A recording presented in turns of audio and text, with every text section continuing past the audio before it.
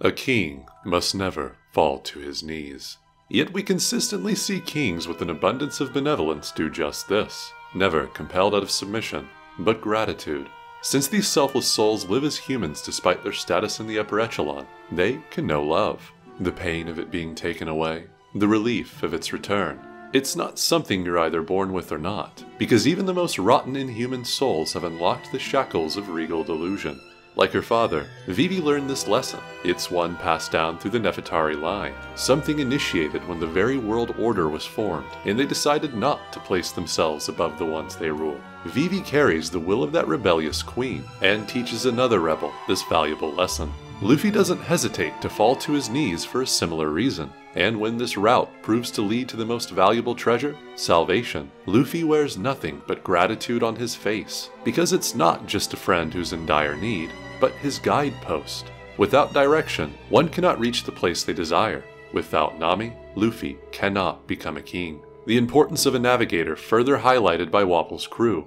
No sign of that role, and no sign of their country because of it. They spent so long trying to find it in a haze that it had drastically changed by the time they returned, with a whole new set of people living in the castle, dictating the citizens' fate not with an iron fist, but with the heart. The one leading the fray in this new way of rule, inspired by a man who displayed the strongest heart of all. Dalton conformed to a system buried in despair as deep as the white blankets around them, but under that suffocating bitter cold, one man stood defiant atop the mounds, even when people showed disdain for his bountiful care, threatening to bury him like most others in this frozen land. Hirlik would dig his way back to the surface with his best doctor's tool, his heart.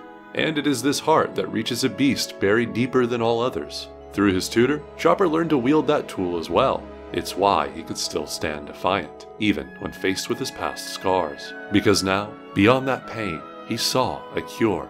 Perhaps this is why Chopper's zone-type devil fruit chose him as its fated wielder. Since he couldn't fit in with his kind, it yearned to grant this outcast a second chance at forming a relationship. It was the cure he needed to find his father figure, a path to discovering his own heart. Hirlik, though, was only most of the way right in his way of life. While the skull and crossbones do represent the strongest spirit of all, a pirate's freeborn soul, it also means something entirely different in any other context: death.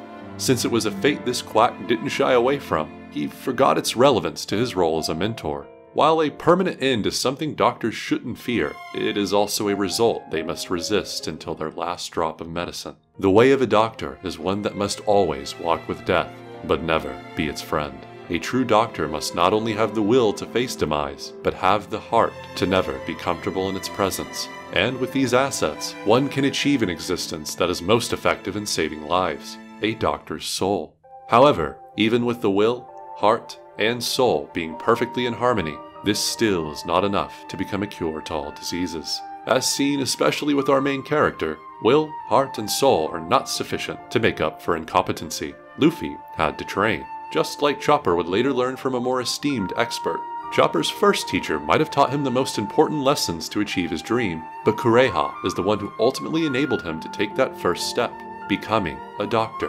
Hirlik died protecting Chopper's fragile heart. Only he merely assumed it to be such. If his treasured student learned that the cure he found was actually poison, what would that do to his still recovering heart? Surely it would break again. But he was wrong. Chopper took Hirlik's final lesson and engraved it in his soul: a doctor's will. A person dies when they are forgotten. In other words, when the people don't keep them in their hearts. And only benevolence can inspire that level of longevity. People may remember cruel dictators. However, it isn't out of admiration, but fear. Fear of seeing something like them again.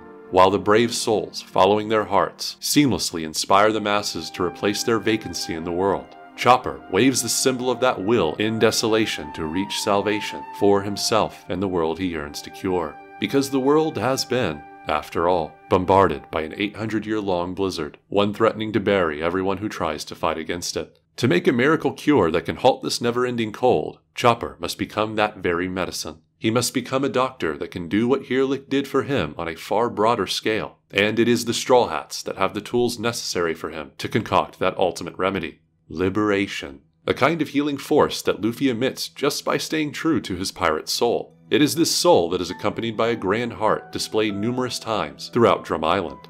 when he saves a lapin despite the creature impeding his course, when he thinks of his friends before himself, and when he stands tall against a foe for the unusual reindeer he just met. That's not all he erects himself for, though. For what Wapol targets is a pirate's most treasured symbol. It's a flag that nests atop a different castle than what this wannabe king left. The snow has invaded it, transforming its interior, not out of aesthetical choice, but a compromise from the heart. A place now truly representing a kingdom of doctors, a mere count of 2 more effective than the previous unit of caregivers. When Wapol attacks that symbol of change in this recovering kingdom, threatening to spread his disease again, Luffy defiantly decrees the potency of his own miracle cure. Absolute freedom. And through his future captain, Chopper discovers that medicine as well. It is this very discovery that would propel his growth as a doctor from here on. In Skypiea, his will is tested by a false divine messenger. Despite the crippling gap between him and his opposition, Chopper takes the lesson Usopp gave him in Alabasta and actualizes it here to resist even against a seemingly insurmountable current. And through Chopper's newfound unwavering will, he earns victory.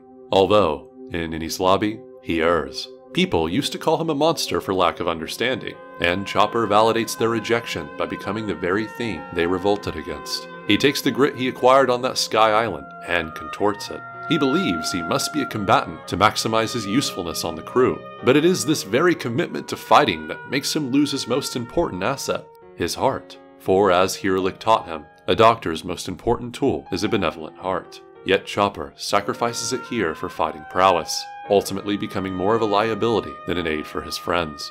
But he shows the first glimmer of growth in Thriller Bark. Before he learned of Hogback's true colors, his childlike naivety sits at the forefront. He heard of Hogback's genius, but this is only one half of what makes a true doctor. The rest comes from the heart. Chopper hadn't seen inside the one he admires, so why assume he has that fundamental thing he reveres? The squad operating for Wapol were also considered doctors, but they, just like Hogback, were also bereft of that necessary humanity. And when Chopper is faced with reality, he throws away his childish fantasies and displays the thing he's been sharpening ever since becoming a pirate, his will.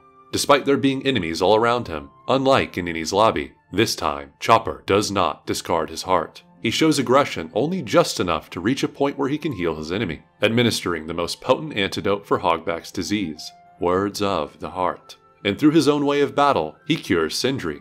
The time skip would further continue this trend for Chopper, where the last time he fought with his friends ended in him becoming a monster again. The very next major battle he participates in alongside them displays his growth. No longer can this form veil his heart. He's not a destructive beast, but a healing doctor, which is exactly what he gets to be with his very last aiding action in this arc. A blood transfusion, one that not only saves his captain, but connects 2 races despite a historical rift. And Punk Hazard would place much more emphasis on Chopper's development. He's faced with the same childhood naivety that he still carried across the seas 2 years ago. The children thought Caesar to be a cure leading to adulthood, but in reality, he was the very thing that would disallow them from seeing true growth.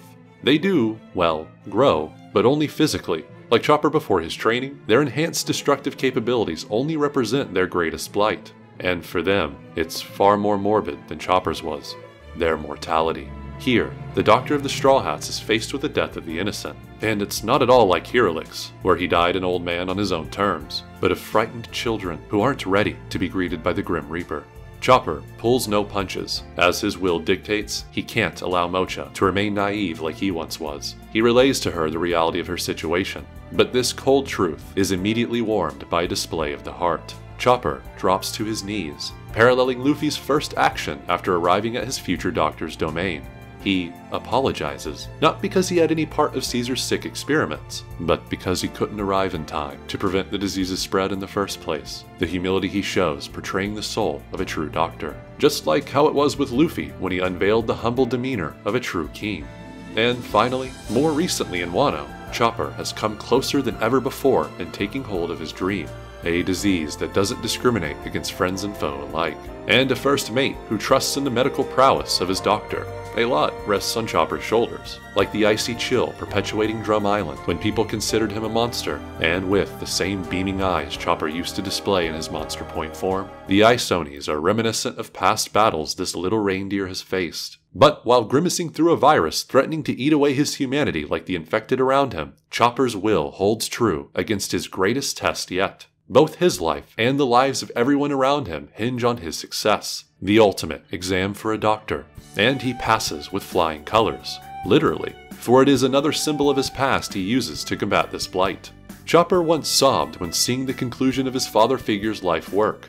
It was simple, really, but all the more beautiful in its simplicity, a power to heal the thing Hirlik never strayed from after enlightenment, the heart. Chopper uses the knowledge Kureha gifted him and the memory of that fateful day where he met Luffy to make a similar scene, both combining the utility and heart of a doctor in one spectacle of cloudy medicine, healing both comrades and enemies alike. And much like the effect Luffy has on people, those same enemies would later assist the Alliance because of Chopper's actions. In the past, Chopper decreed that he would become a doctor that could cure anything, even a country. And here, at the conclusion of Wano, the Straw Hats do just that for this land of samurai.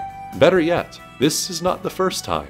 Chopper has continued to stay true to that declaration ever since he became a pirate, the same way of life Hirlik talked about in this little doctor's most precious days. Through his journey with Luffy, Chopper has slowly but surely developed himself to be a cure to all diseases. And as part of a bigger whole, he and the crew form the cure to the most prevalent disease of all, subjugation. It is a cure called liberation.